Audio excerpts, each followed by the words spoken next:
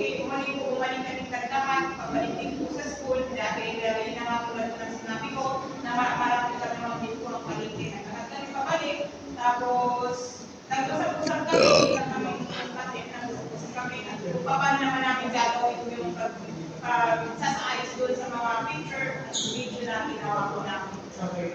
After, So ikaw si Janice, si H, ano nga name mo? Evelyn and Jan. Janser. Okay. Janser. Ikaw, kumusta naging experience sa interview? Nakasama ka ba? Hindi. Wala ka. So ano naman natutunan mo based sa naging experience nila? Paano po kami communicate sa mga tao para po mag-gusto mga pag-uwas ng lahat. How about si Bob? Nakasama ka dito? Kumusta na ba? Sa mga akin naman, kailangan maging maintindihan naman. Kailangan maging kanan-kanan sa kapatid. So, were you able to ask the sellers yung mga lidera kung ano yung mga ginagawa nilang marketing strategies kung paano mabenta yung mga kulay? Ganun ba? Nagpo-promo ba sila?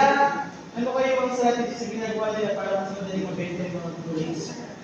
ang pagkakabasa na po sa akin sa pagkakaalam ko, siguro po yung ginagawa nila para, ganun nga po, yung ginagawa nila, ginagawa nila yung Pressure. So, nagpo-promo sila. promo sila.